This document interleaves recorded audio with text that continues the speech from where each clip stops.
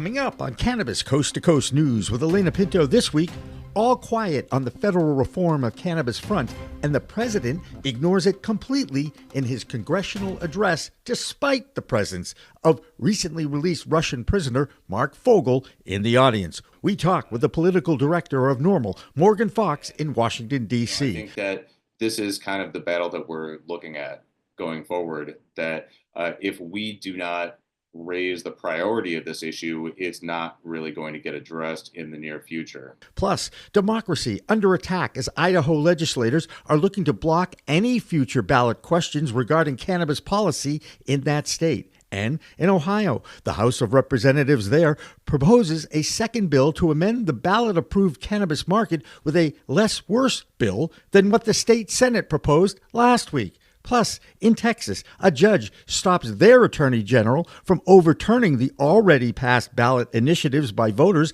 that decriminalize cannabis possession in many cities in that state, including Dallas. All that, plus more state reports and international news, including the arrest of a beloved caregiver in New Zealand, sparking protests in that medically approved nation. Cannabis Coast to Coast News with Alaina Pinto is next.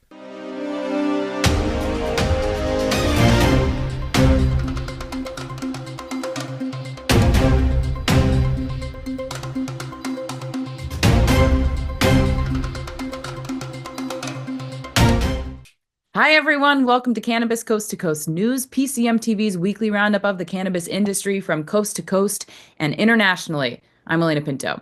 I am not going to remind you again about our app. Actually, yes, I am. You can scan the QR code and connect with the App Store or Google Play to download it. The app is where you will find our most viewed interviews, talk shows, news shows all over the past 4 years.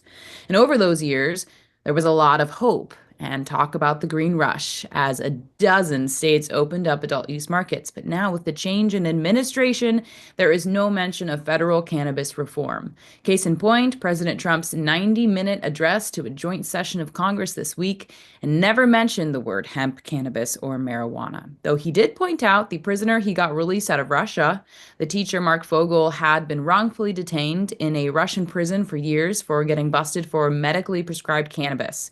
Making federal cannabis a priority is a huge challenge for all DC lobbyists. And Morgan Fox is the political director for the National Organization for the Reform of Marijuana Laws, or NORML. And he had his monthly talk with our executive producer, Jimmy Young. Thanks, Alaina. Appreciate it. I'm Jimmy Young, the founder of PCM TV, and I'm so happy to be joined by a friend in Washington, D.C. His name is Morgan Fox, and he is with the National Organization for the Reform of Marijuana Laws, which has taken on a completely different challenge over the last few months, let's just say. Morgan, thanks again for joining us, because I always do enjoy chatting with you about all sorts of things. Thanks for having me, as always, Jimmy. All right. So the last time we spoke, you talked about the challenges of making federal cannabis reform a reality in a Republican-controlled environment. How's that going? Well, right now, there's not a whole lot going on at the federal level. And this goes back to something that we've talked about on a number of different sessions about the priorities. And obviously right now, Congress and the White House have a lot of priorities that are way ahead of the list in terms of when they're going to get to them than cannabis policy reform. And I think that this is kind of the battle that we're looking at going forward, that if we do not raise the priority of this issue, it's not really going to get addressed in the near future. So definitely want to talk to you a lot more about exactly how that looks and what it's looking like. But so far, we've only seen a handful of bills be introduced at the federal level. We've seen a Veterans Access bill be introduced, and we have seen a bill that would prevent businesses from being able to get 280E relief, even if cannabis is rescheduled. So a little bit of a mixed bag. And on top of all that, you now have Terrence Cole in charge of the DEA, a devout prohibitionist. Is the rescheduling movement completely done? Is it going to stay at Schedule 1? I know that you can't answer that question right now, but it sure seems like the goal is to keep it where it is. Well, I think that was always the DEA's goal, under Milgram, and I'm assuming under Cole. Uh, Once Judge Mulrooney uh, halted the proceedings for fairly legitimate reasons. There was clear evidence of collusion between DEA management and opponents of the proposed rule, most namely groups like Project Sam and others. And there was certainly a questionable process when it came to choosing who the witnesses would be for the hearings. So, I mean, these were definitely things that were problematic and should have been brought to light. Um, Unfortunately, it did result in the proceedings being delayed, and now the ball is entirely in DEA's court under a potentially even worse DEA administrator under Terry Cole than we had with Ann Milgram. This is a guy that still believes in the gateway theory, that has tried to tie cannabis use to mass shootings, completely unscientific, and has been a lifelong drug warrior. So he has no interest in resuming the proceedings. He has no incentive to do so unless he starts getting some heat from on high. That entire interview will be posted on our website, procannabismedia.com, plus the PCM TV app. Well, how quiet is it in Washington, D.C.? A report surfaced from an anonymous source in the White House who supposedly asks a former aide if the White House will listen to ideas on federal regulation. But that's not considered real progress, so only time will tell. But making reform a priority for the Republican-controlled government is buried behind federal layoffs, new tariffs, and what to do about illegal immigration. Oh, and there are still two wars going on in the Middle East and Ukraine. Another distraction from cannabis actually happened in the district where law enforcement shut down 25 illegal operators and confiscated their inventory. Some of those shops are coming into compliance now with the existing district cannabis laws. With more from the nation's capital, here's Andrew Behringer. I'm Andrew Behringer with the Washington, D.C. report for Cannabis Coast to Coast News. Washington, D.C. officials are reporting progress in their campaign against unlicensed cannabis retailers. Authorities announced that they have shut down 25 illegal gifting stores over the past 6 months. This crackdown follows new enforcement powers granted to the district's Alcohol, Beverage, and Cannabis Authority in 2024. Now, during the first 2 months of this year alone, 38 retailers either obtained proper licenses or ceased operations entirely. Particularly concerning, officials say some confiscated products tested positive for dangerous substances including amphetamines and psilocybin.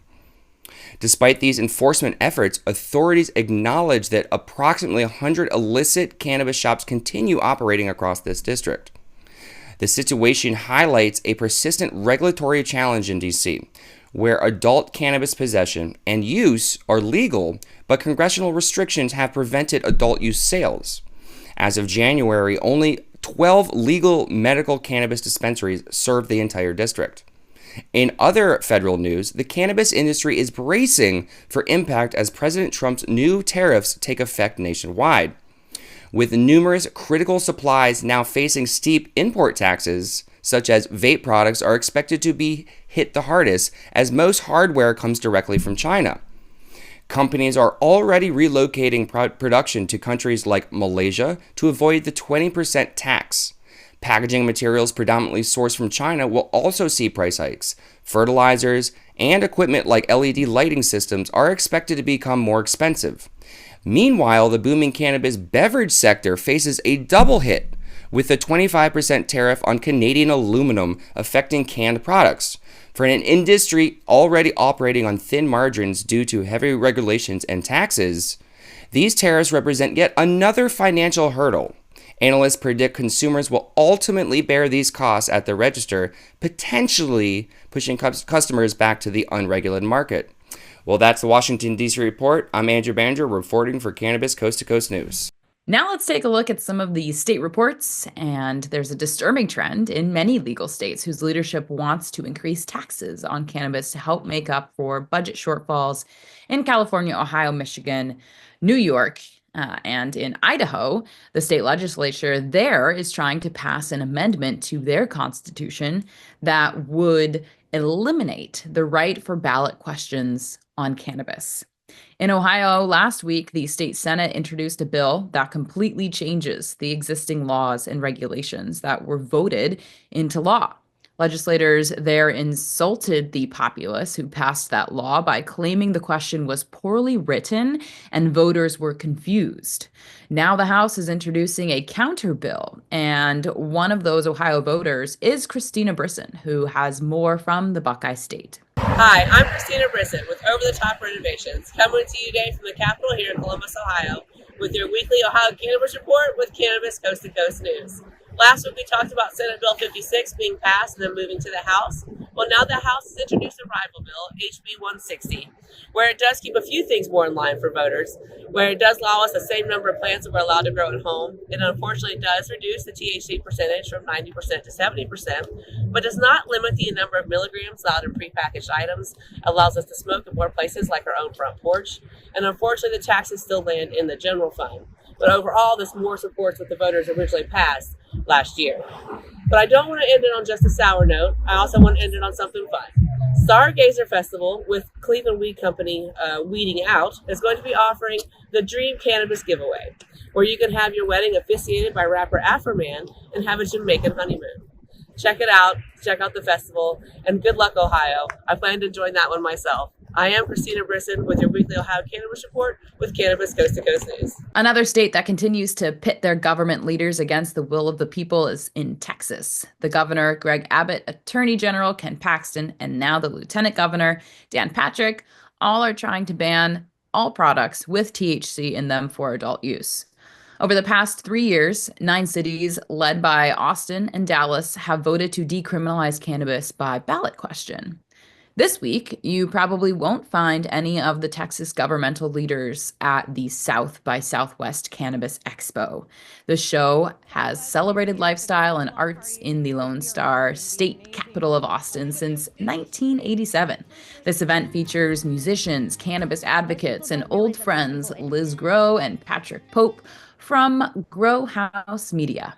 Some of our greatest supporters are in Texas, but also some of our greatest constituents are housed in prisons in Texas. We're here for the plant, we're here for the people of the plant, and there's a lot of people that are still hemmed up over the plant. So if Last Prisoner Project's on the path to getting them out, we're in support. We're making so much progress, but unfortunately, there are so many people that are still behind bars. And when they start putting you away for something like cannabis and nonviolent activity, it's pretty sorry. We've got to change that.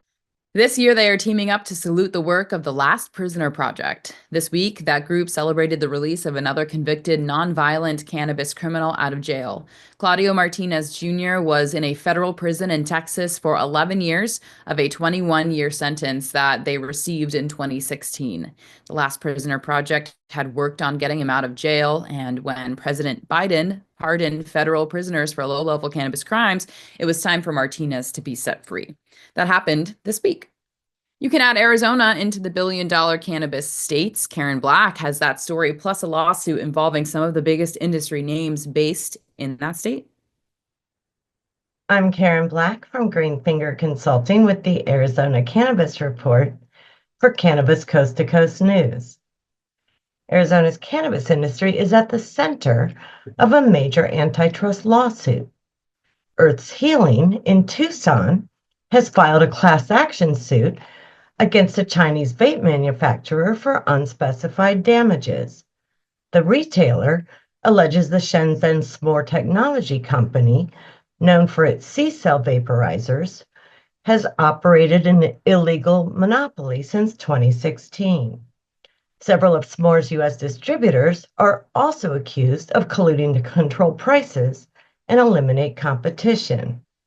One of those distributors is Jupiter Research, based in Tempe, Arizona, and Jupiter is a subsidiary of Phoenix's Tilt Holdings. The case could have significant implications for Arizona's cannabis supply chain and pricing structures. As for sales figures, Arizona made it into the billion-dollar cannabis club again in 2024, but just barely. Preliminary total sales of $1.13 billion is down $245 million from 2023. And more declines this year as January sales dropped 20% year over year to $87 million, and the average item price fell 8%. On the legislative front, 2 more cannabis bills were introduced before the deadline, bringing the total number of marijuana measures to 12 this session. A new House bill would require water conservation plans for cannabis, just like every other crop in the state. It also introduces a 30,000 square foot canopy limit per licensee. The other new bill aims to protect tenants from eviction solely for cannabis use. A similar measure made it nowhere last year. 2 other marijuana bills made progress this past week. A measure to allocate $25 million for cannabis research is advancing in the Senate despite funding concerns. And a controversial bill that would restrict cannabis advertising, including ads that appeal to children, passed the House. Its broad definition of marijuana could significantly impact the consumer hemp industry. Opponents hope to refine the bill's language to address this issue while maintaining the advertising restrictions. That's all for this week's Arizona Report. I'm Karen Black from Greenfinger Consulting reporting for Cannabis Coast to Coast News. That'll do it for the A Block, or first section of Cannabis Coast to Coast News. When we come back, we will have our international reports from Europe and Canada, plus we'll check in with our Cologne guy from Chicago. Cannabis Coast to Coast News continues after this break. Just outside of Chicago, Illinois.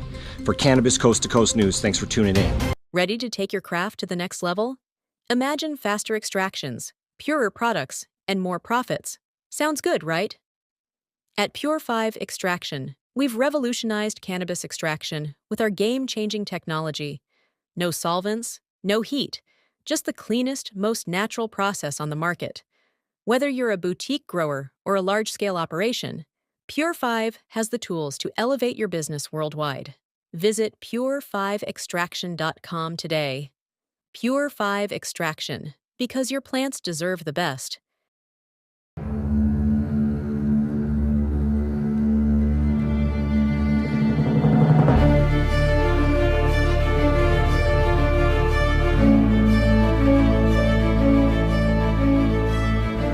What if we're right? What if all of a sudden they discovered that there is medical use for marijuana and that it is good for you and it's better than alcohol and it's better than opioids and it helps your health? What if we're right? What if they find that out? Specific cannabinoids have medical value. These are facts. I'm here today in hopes to assist in removing the demonized stigma of cannabis and the perception that cannabis is just about getting high. The true base of this plant has to be known.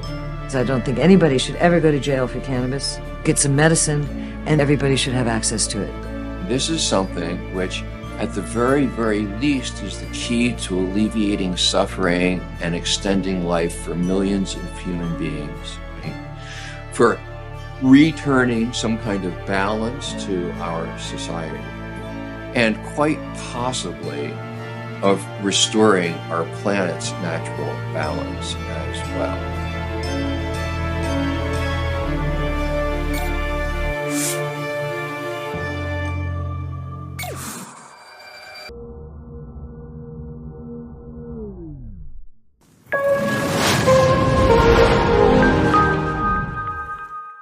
Welcome back to Cannabis Coast to Coast News. I'm Alaina Pinto. Before we get back to our roundup of state reports from here in the United States, there's a lot going on around the world.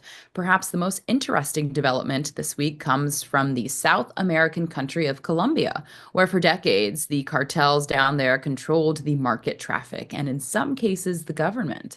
Now the head of the government in Colombia, President Gustavo Petro, is asking his Congress to legalize the plant medicine to decrease the violence that has accompanied that enterprise for years. Cannabis in Colombia has been legal for medicinal purposes since 2016 and industrial purposes since 2021. For adult use, cannabis has been decriminalized for home grow, possession, and consumption since 1994. Now it's time to move, though, from South America to Europe, where Ben Stevens reports on the progress of Switzerland's launch of their adult use market. I'm Ben Stevens with Business of Cannabis with this week's European Cannabis update for Cannabis Coast to Coast News. The preliminary results for Switzerland's pioneering adult use cannabis trials have been published by the University of Lausanne in conjunction with the University of Applied Sciences Northwestern Switzerland, showing promising early results. 7 such trials are taking place across Switzerland, with the first beginning in 2023 and around 7,000 participants currently involved.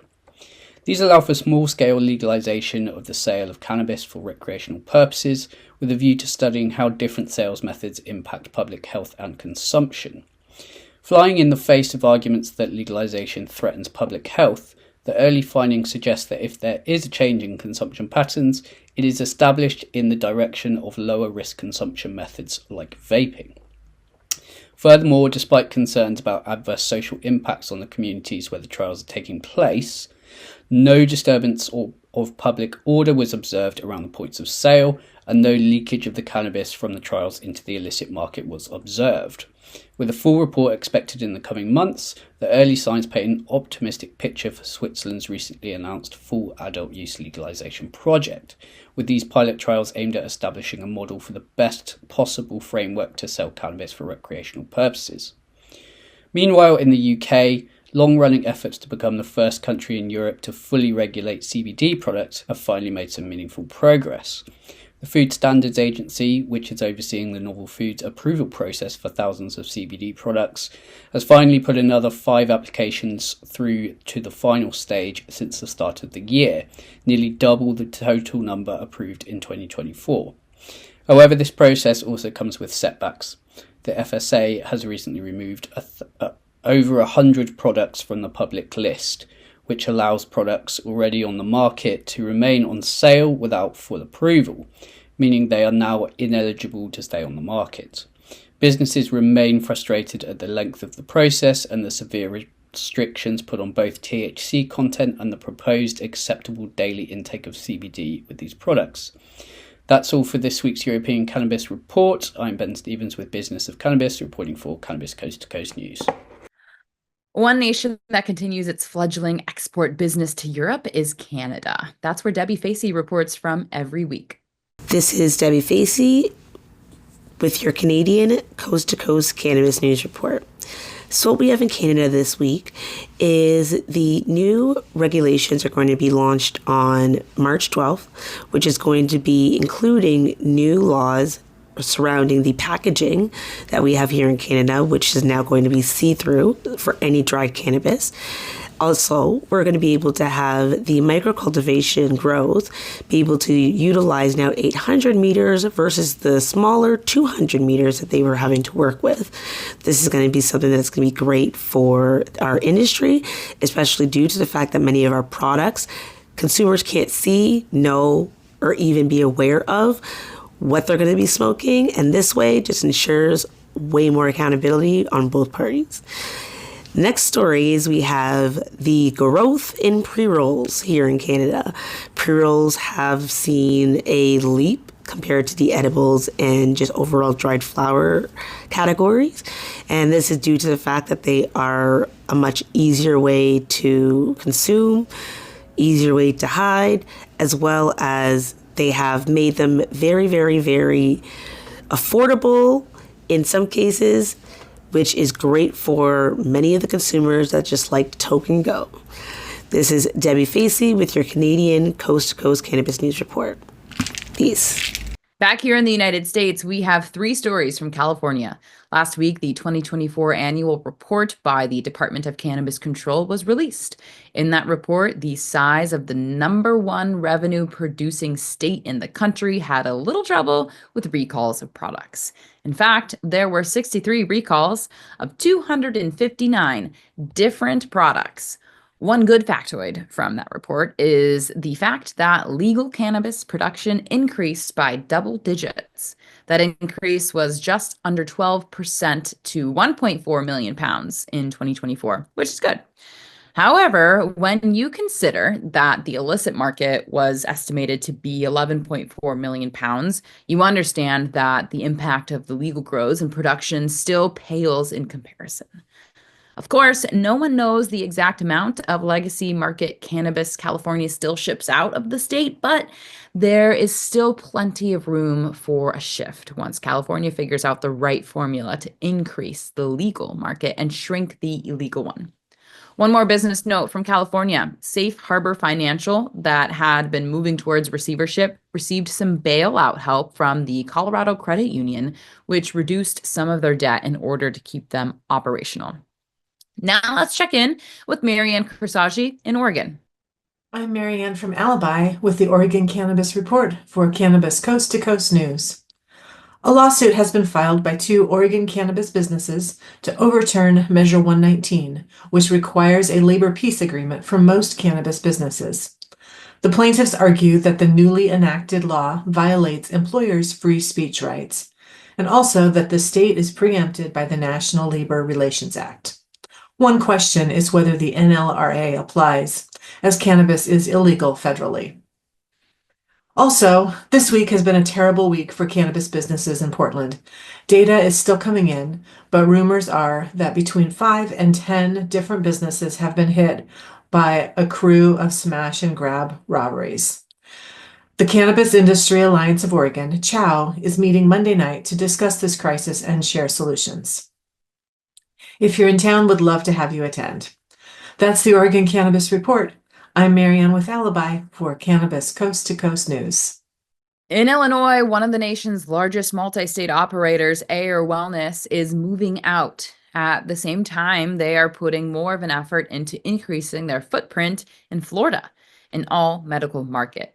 Ayr will be selling their 4 retail stores where they were never able to achieve scale or the vertical integration needed to compete. With more from Illinois, here's Mark Allen, our Chicago clone guy. What's up, everybody? Mark Allen, the Chicago clone guy, here with Bird, tuning in from just outside of Chicago, Illinois, for Cannabis Coast to Coast News. Thanks for tuning in.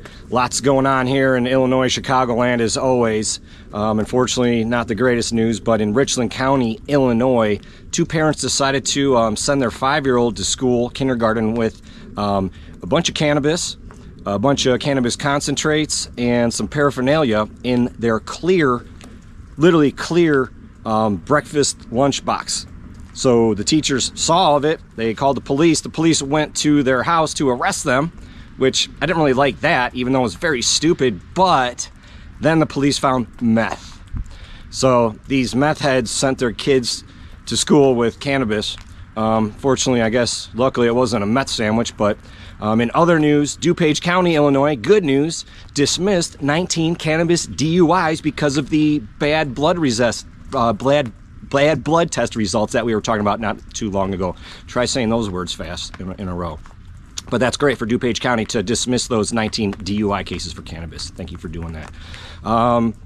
Other interesting news, Mayor Johnson is in a battle with Governor Pritzker over, simply put, hemp and cannabis regulation. This is pretty interesting. Normally, they're on the same page, but Governor Johnson wants less regulation on hemp and Pritzker wants more, so they're kind of battling right now. So we're going to see how this heats up, because it's definitely heating up here, even though it's snowing outside, but figuratively it's heating up in Chicago. And it's my birthday today and it's snowing. Guess how old I am in the comments. One last thing to finish up this segment. Elgin, Illinois had over 10,000 reported exposure THC-related calls for cannabis that put people hospitalized and kind of messed people up. So long story short, because of all those calls, they banned THC edibles in Elgin, Illinois. Population of about 110,000 people. But that sums up the news for Chicago. I'm Mark Allen, the Chicago clone guy. This is Bird reporting for Cannabis Coast to Coast News. Now let's check in with Tina Tasaka in Nevada and get an update on the emerging influence of the tribal nations in the cannabis industry. I'm Tina Tasaka with 420 Technologies, and this is the Nevada and Tribal Nations Report for Cannabis Coast to Coast News. The Indigenous Cannabis Industry Association leadership is heading to Las Vegas for the RES 25 Economic Summit presented by the National Center for American Indian Enterprise Development, and they will champion the growth of Native participation in the cannabis and hemp industries. The event is comprised of tribal leaders, members of Congress, state and local officials, and CEOs on a national platform.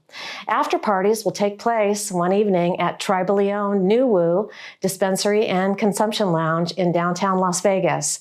The conference is being held at Caesars Palace March 10th through the 13th. I'll be there.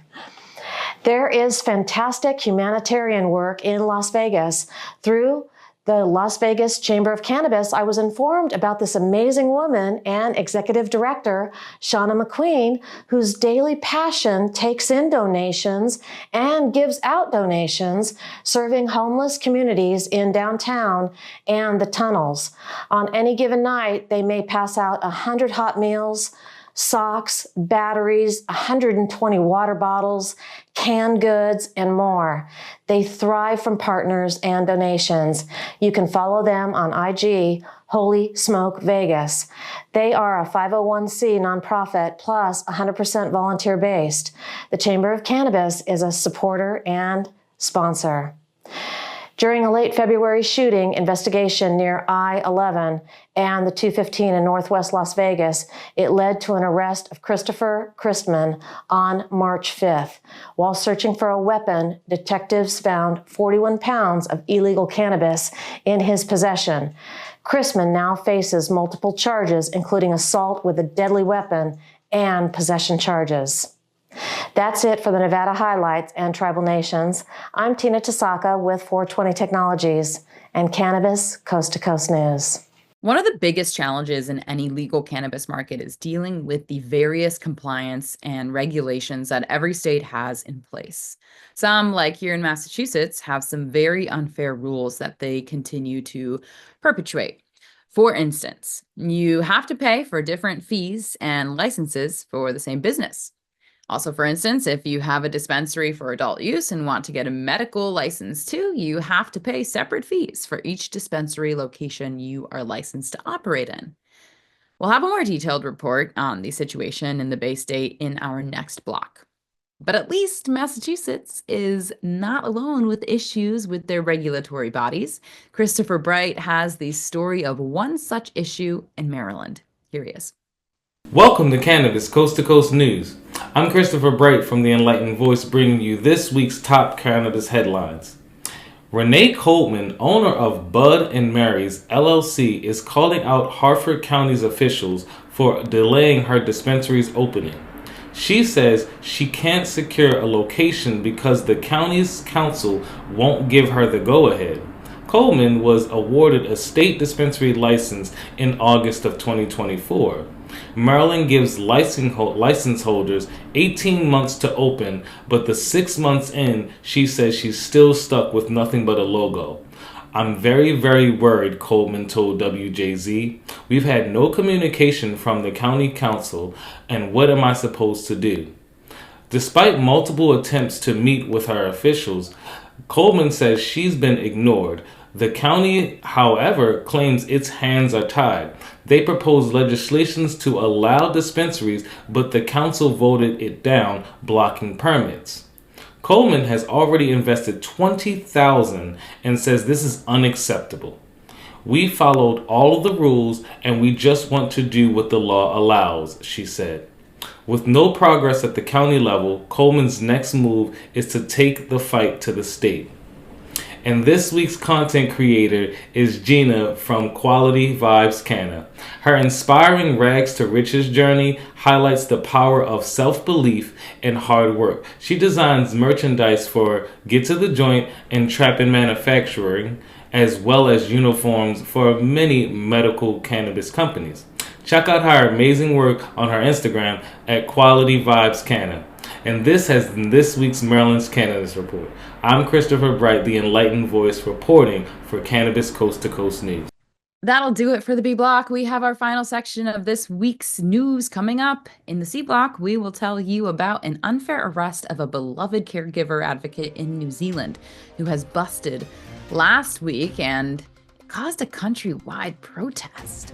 Cannabis Coast to Coast News continues after this.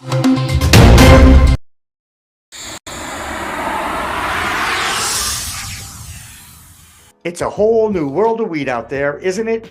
Everyone is learning new ways to titrate, ingest, consume, imbibe, and engage with this plant medicine we call cannabis. Now, let me tell you my cannabis story. You know, I've had 4 major surgeries in the past 23 years and suffer from osteoarthritis with a variety of metal parts in my body and one on deck. Now, thanks to those chronic pain issues, I've been a medical patient in Massachusetts for almost 10 years now.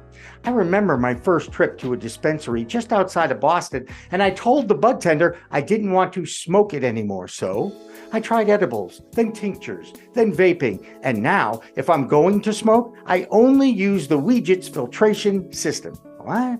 The Weegits.com, Weegits, that's weed, W-E-E-D, G-E-T-S.com, is where you'll find the planet's coolest product that cools the smoke from everyone's favorite flower. The guy that started this was a pretty good medical device manufacturer, and he created this maze pipe that cools the smoking process from 1300 degrees Fahrenheit upon inflammation down to just 90 degrees when it reaches your mouth. That's right, 1300 down to 90. That's why this maze pipe is amazing. Now, add in the code of PCM TV and you get 15% off. So just go to Weegits.com and check out the best way to enjoy a cooler smoke with less coughing and hacking and more peace of mind.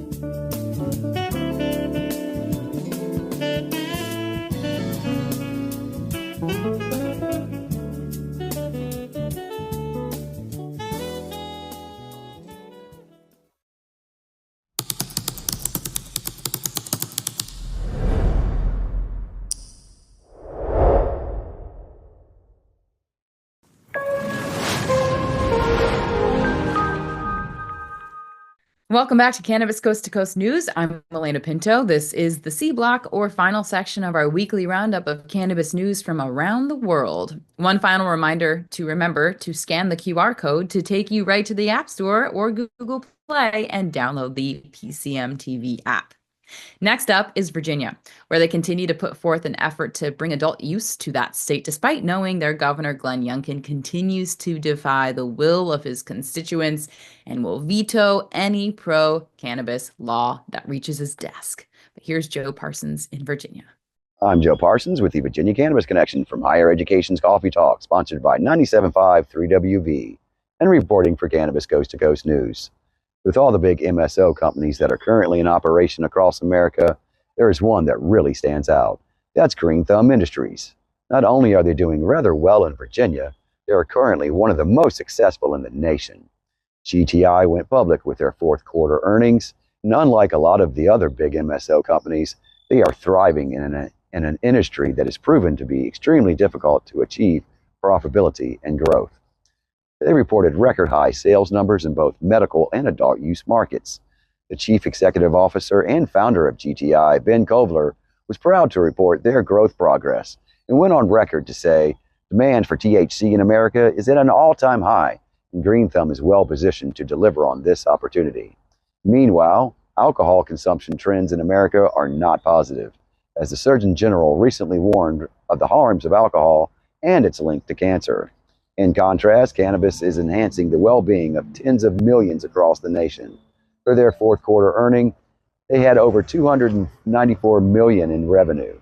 Cash flow from operations reached over $195 million, and an additional $172 million in cash from repurchasing $43 million of company shares. In Virginia, they're a great business partner, and they represent the district where I live, that is HSA Health Service Area 3. They have shown to be most interested in the possible retail market in Virginia, as under current guidelines, they're only allowed to operate 6 total locations in the Commonwealth. An adult use market would allow for even more growth potential in the entire Commonwealth and not just one region. And I know that I personally wish them continued success. Well, that's going to do it from this week from Higher Education's Coffee Talk, sponsored by 97.5 3WV in Charlottesville, and reporting for Cannabis Coast to Coast News. I'm Joe Parsons. Until next time, stay lifted.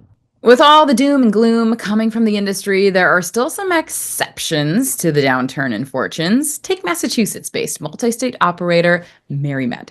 They are expanding and growing at a slow, controlled, healthy, and profitable manner. This week, they closed on an $11 million deal for a Delaware-based company. Here's Doug Miller, who is high on Wall Street and has some more insights on MariMed.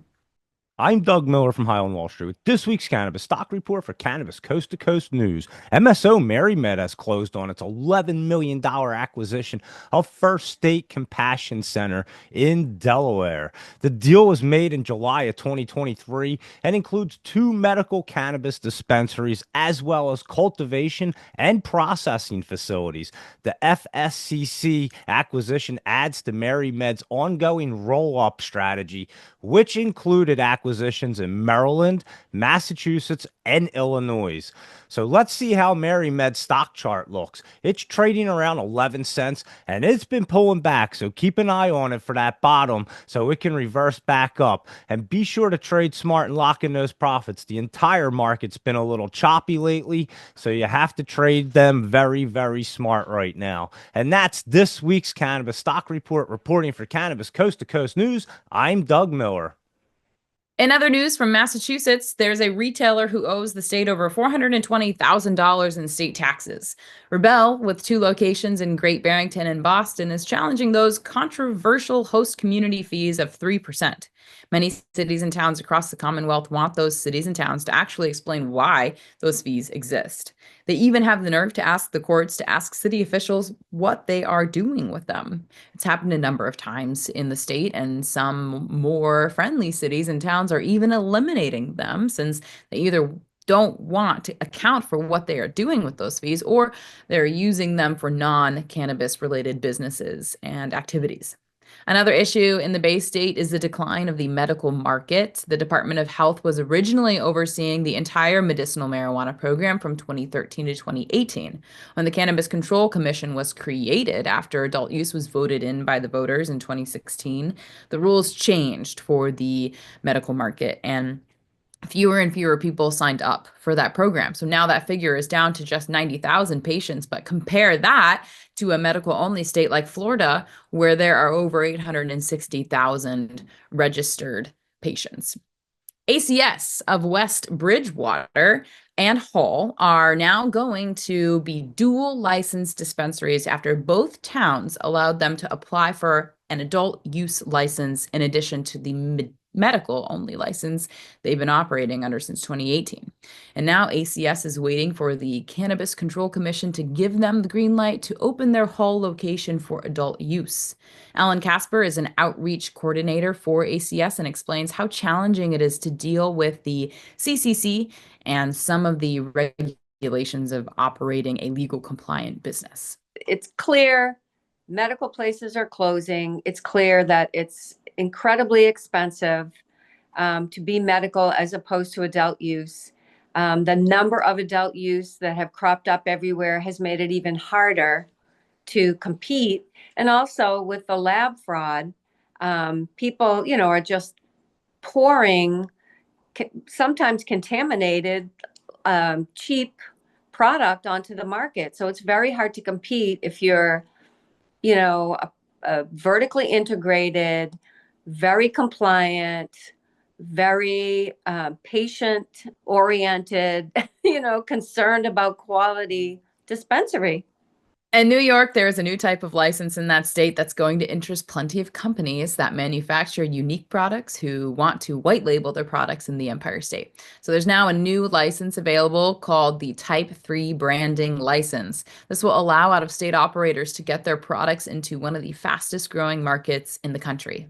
When it comes to New York, one attorney has carved out a niche for his live show called Ask Me Anything About Cannabis. It's on Wednesdays.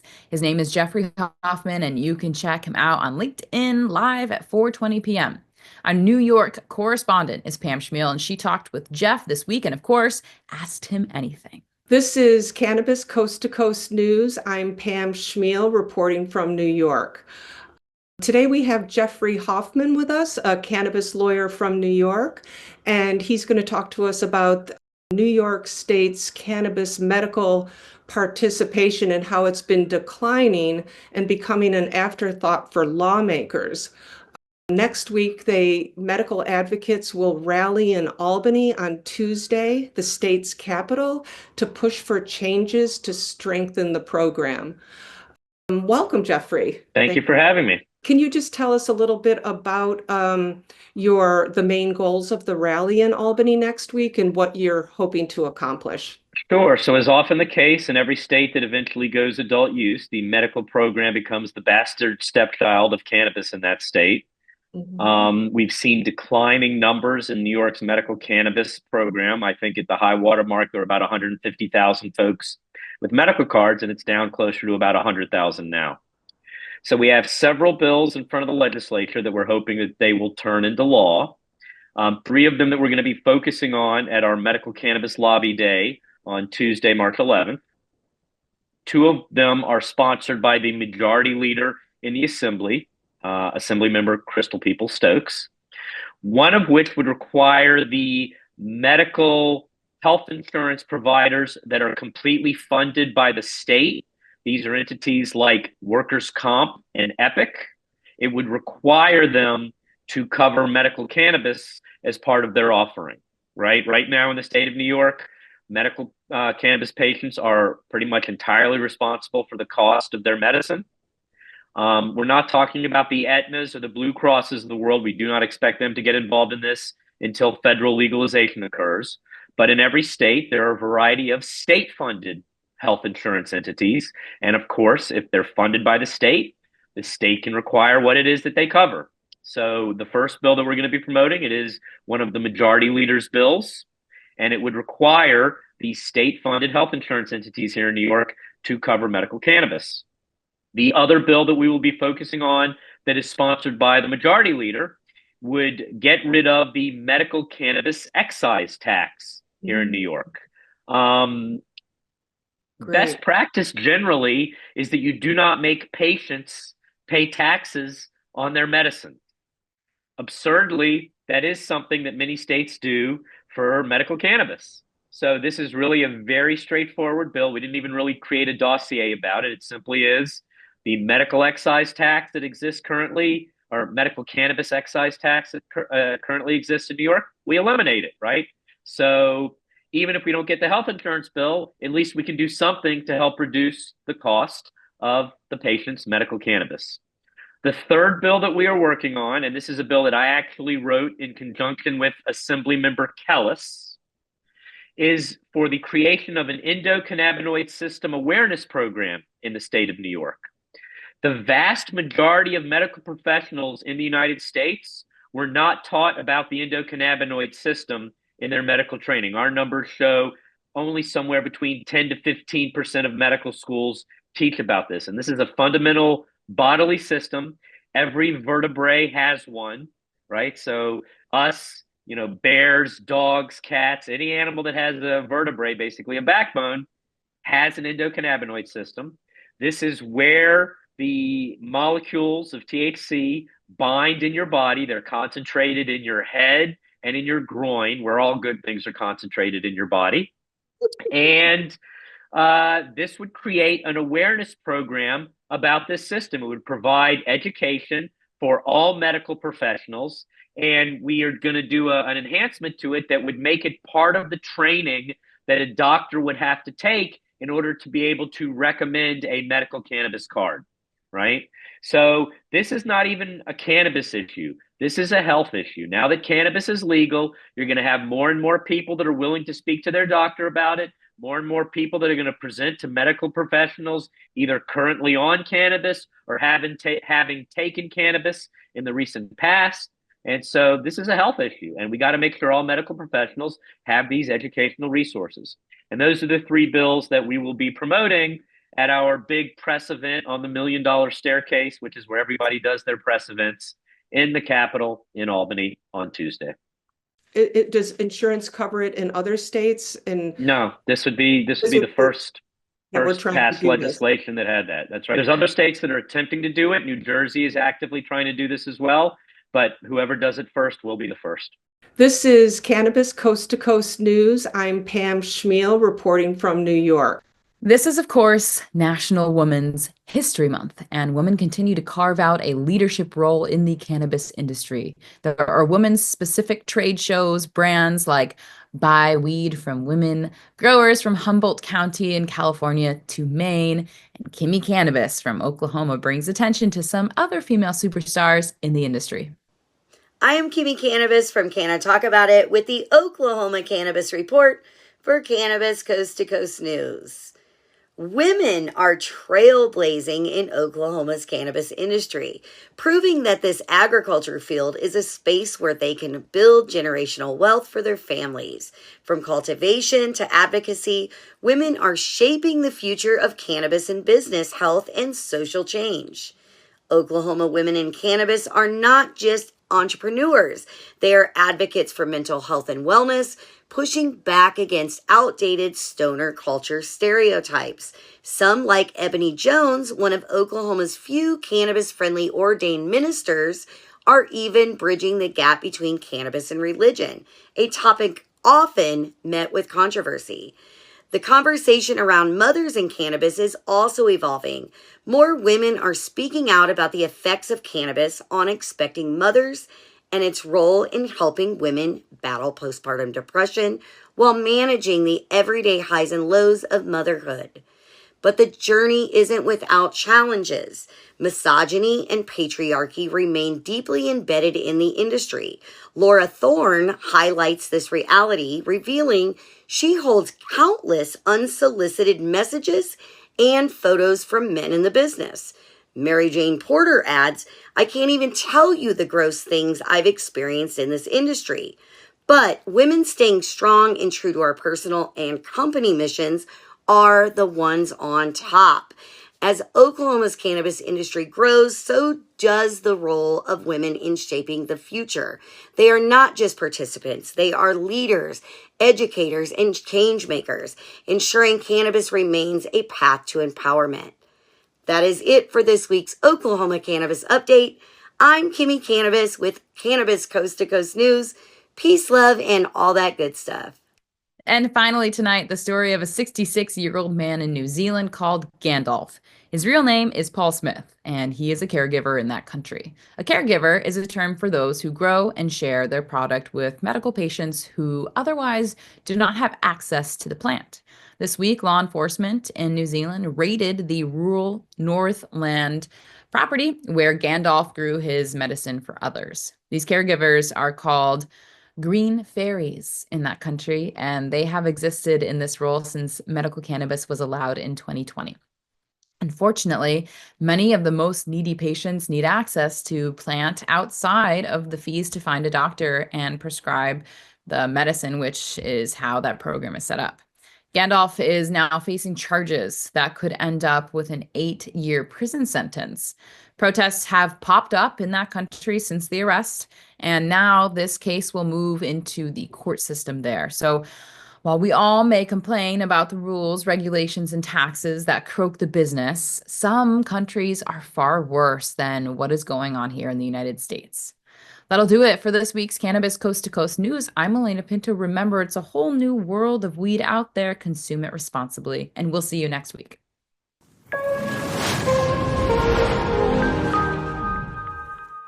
I think I messed up. Did you know there's a place that covers all the cannabis news you need? Welcome to Pro Cannabis Media, your go-to for all things cannabis. PCM is the CNBC of weed, bringing you the latest news and talk shows with a twist.